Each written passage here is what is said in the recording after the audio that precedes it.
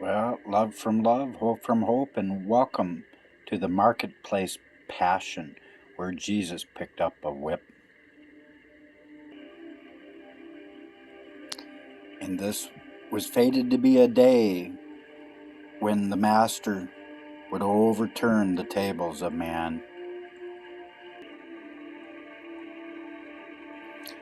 And great was the raw emotion and the fear that he whipped up into a frenzy, because every demon there was really afraid of him on that fateful day. And above all other days, that was the day that he would clean house. He was infuriated over the sins of the Pharisees. He knew the plot existed, and he was ready to shake, rattle, and roll every demon into a brand new spot of obedience with the rod of his mouth and a whip. And the people would eventually be looking in horror as he tossed money tables all over and money going all over the place. But no one dared to pick any of it up. They ran from him. That was abandoned booty.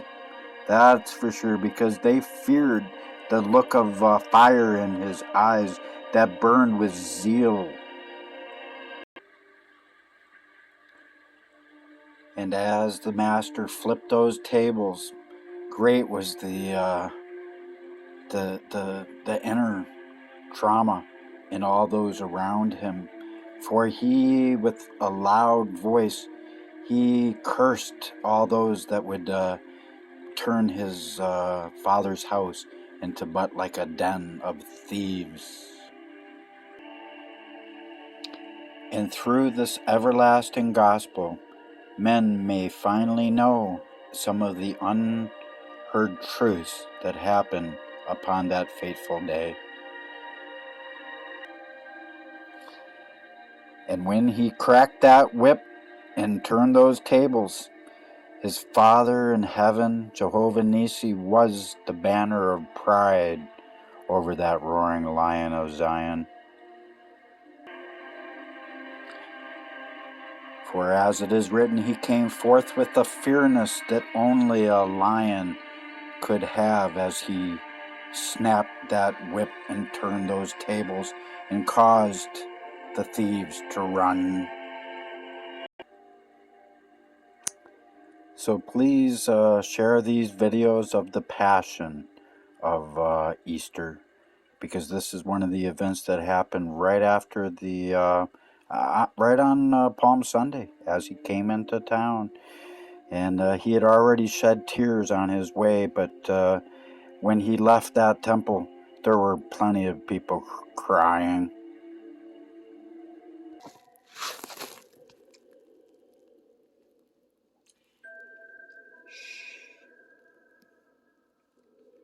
It's time for a spooky story. No, not so spooky, but this is what happened on Palm Sunday. Christ was a little upset. Comes into town, a bunch of merchants making his father's house into a den of thieves. And he wasn't in too good a mood. He'd already wept a bit. He knew his fate. He was not a happy camper, and that ticked him off. And when you tick off the roaring lion of Zion, you might get bit. That is the moral of the story. If I can find my glasses. Oh, there they is. They're usually on top of my head, but I got my love hat on. And make sure that you be wearing your mane down. The roaring lion of Zion wants a pride. That's the name of a family of lions. You don't want no more stupid sheep.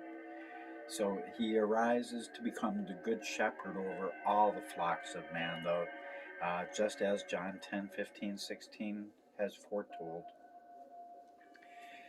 So, here we go.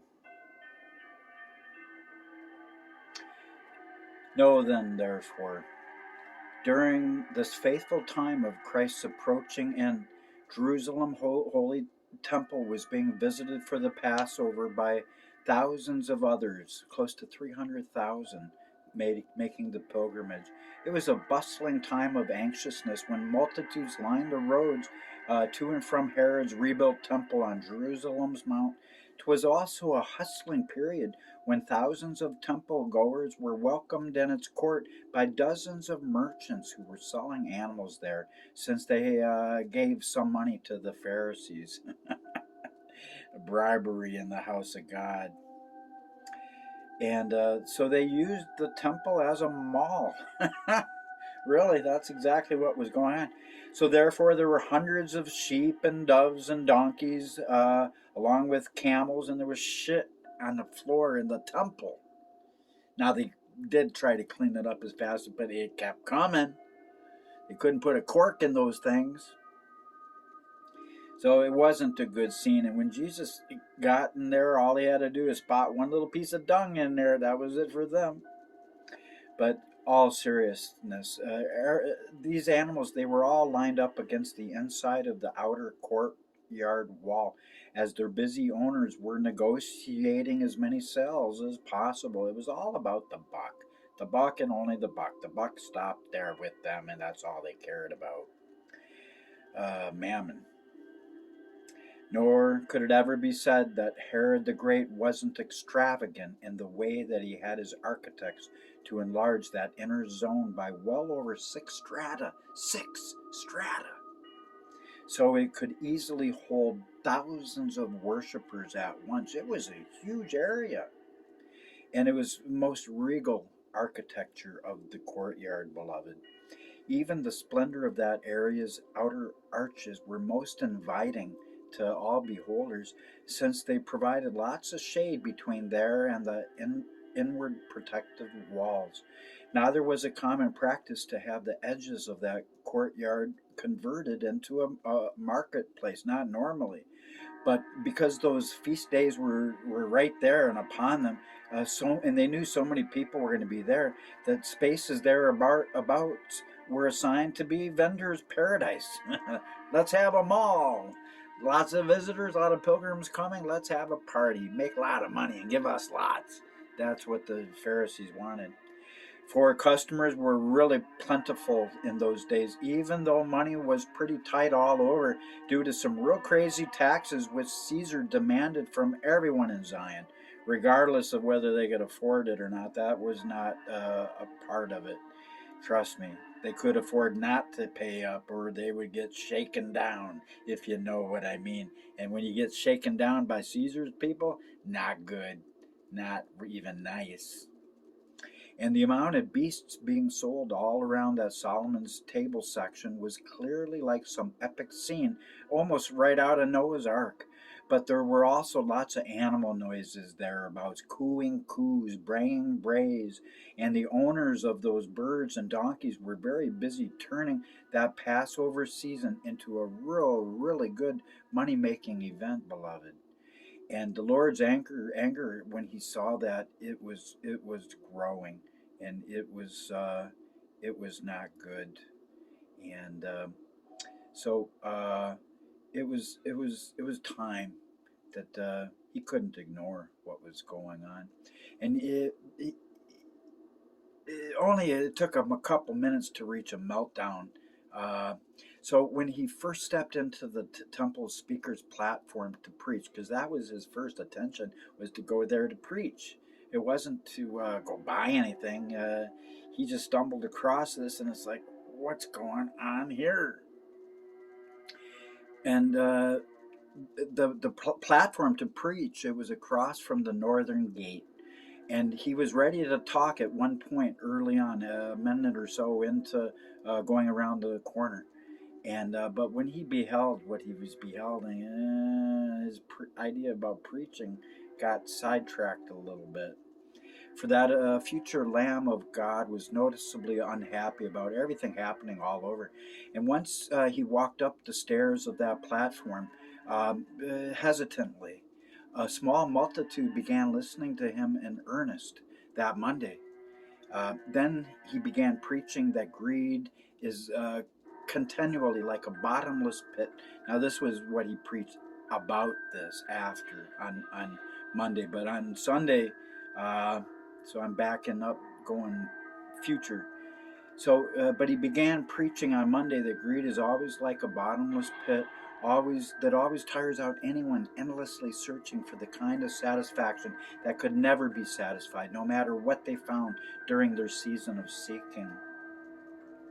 So, some hardcore preaching would follow, and additionally, that Prince of Peace stressed hard that Jehovah would be casting aside any foolish souls holding a twisted version of what godliness means in their hearts. For the greedy nature of such castaways makes them into some lost, hateful, bankrupted souls who always glories in having lots of whimsical comforts coming from some real expensive things. Then Yeshua declared that the poor who have served God in true poverty from the richness of their hearts are 3 times blessed, 3 times. For within this world, such faithful people are destitute of worldly cares and shall therefore be freed from many sins. And therefore, Jesus went on to emphasize that in a day to come, such poor people would also be rewarded for living a life without walking down the road of greed due to their patiently accepted poverty. And lastly, he made it as clear as any tear that if the world really believed what he said, what was gospel truth, it would choose the hair shirt of John the Baptist instead of some regal purple velvet lice sooner than gold, and fast must sooner than any royal feasts.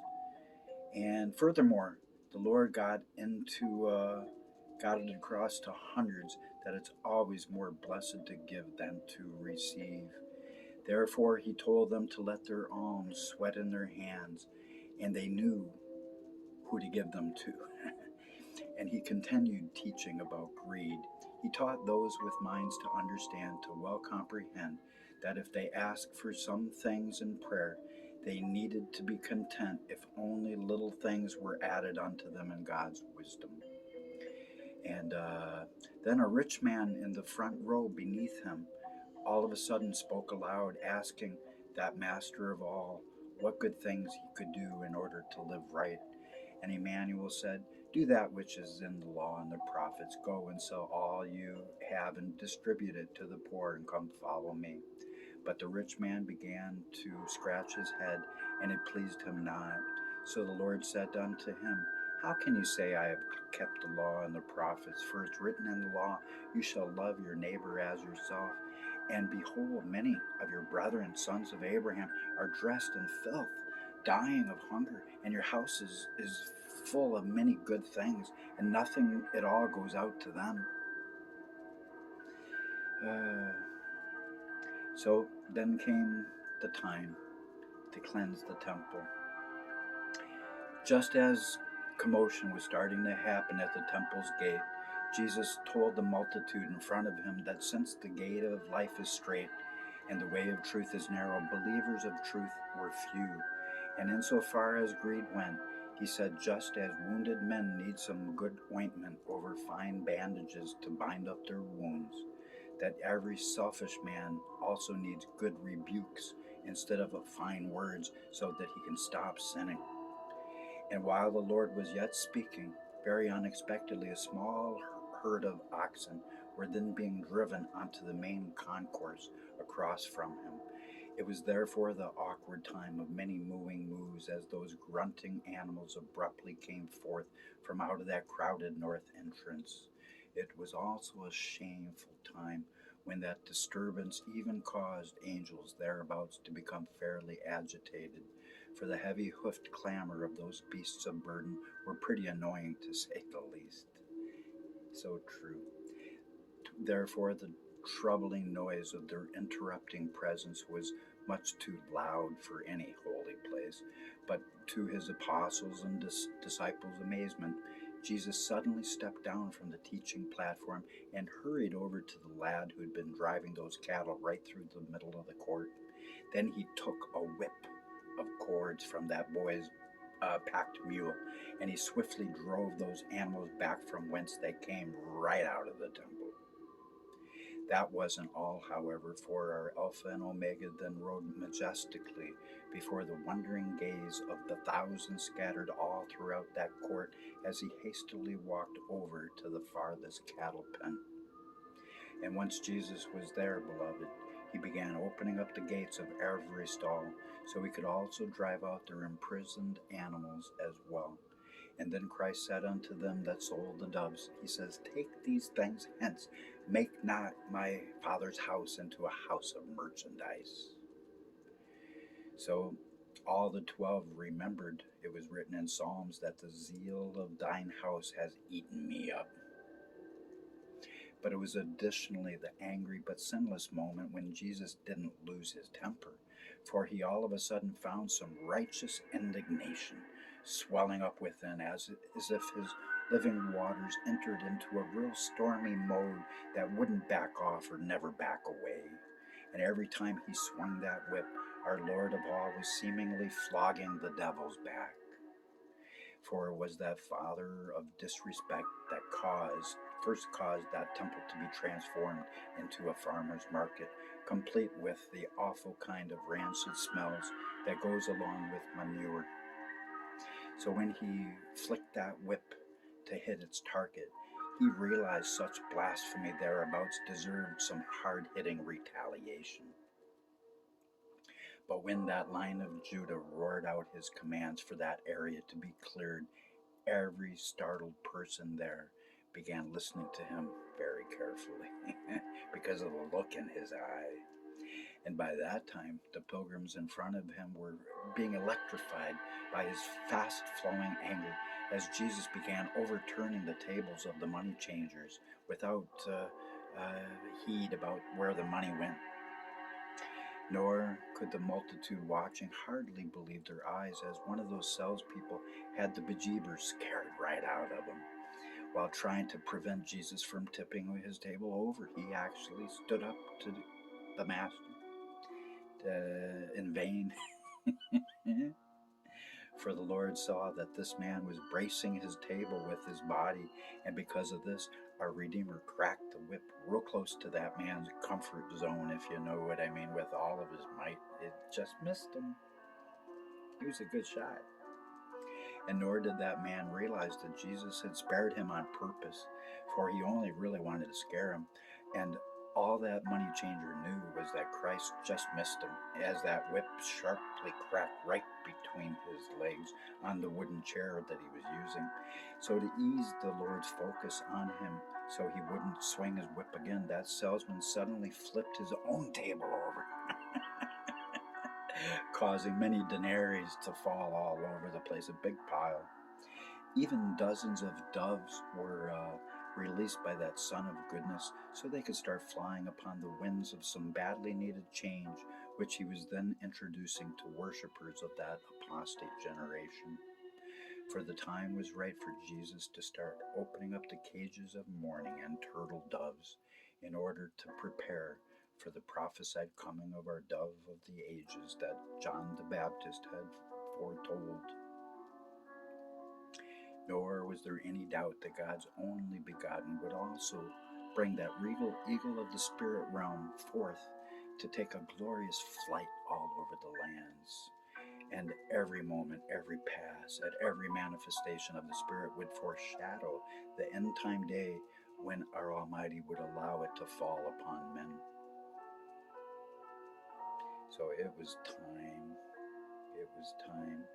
And it came to pass that all the commerce was swiftly swept out of the temple within about 8 minutes. Actually, 7 was probably closer.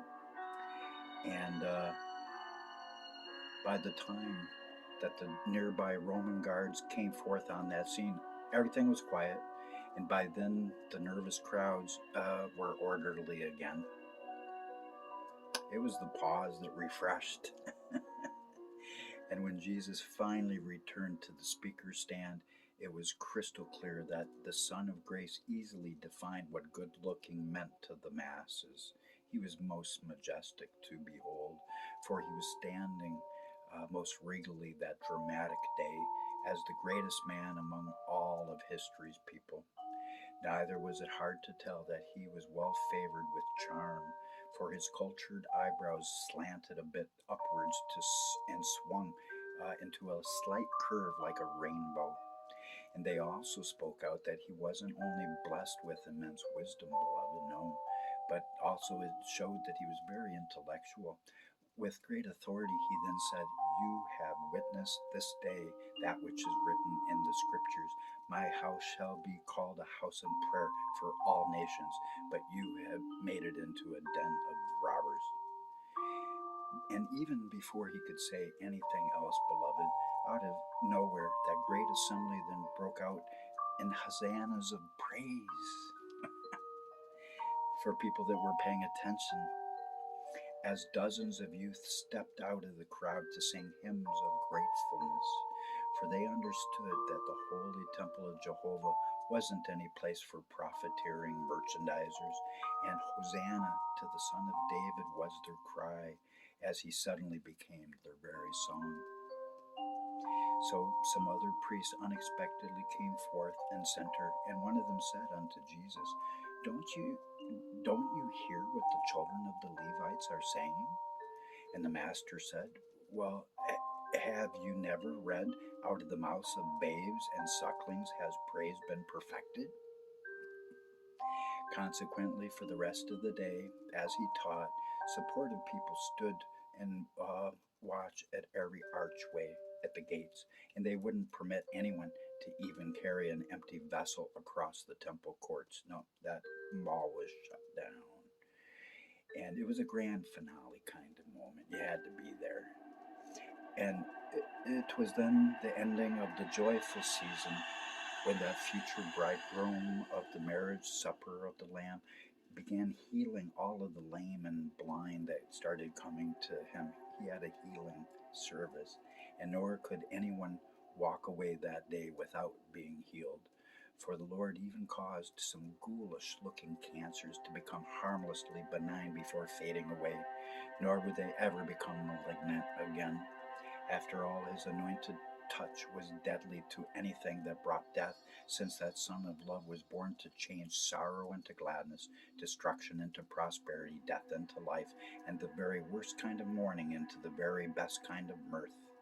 'Twas therefore the peaceful hours, well beloved, when our giver of perfect peace additionally made some gangrene to disappear, and the happy moment when he cast out much toxicity from people, being poisoned by their own thoughtless lifestyles and poor diets. It was therefore the great time of many praises when countless foulest spirits of illness flew away in that courtyard, away from Yeshua much faster than fast ever had been defined before. And nor did the Lord just find one sickness plaguing someone in many cases, for ill-minded spirits were often like some maggots.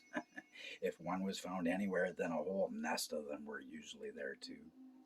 But in spite of his miracles, some of the Pharisees were deeply disturbed by what Jesus was doing, and they began mumbling again amongst themselves while trying to figure out a quicker way how he could be destroyed. For those conspirators feared him, since a large majority of people were astonished at his teaching.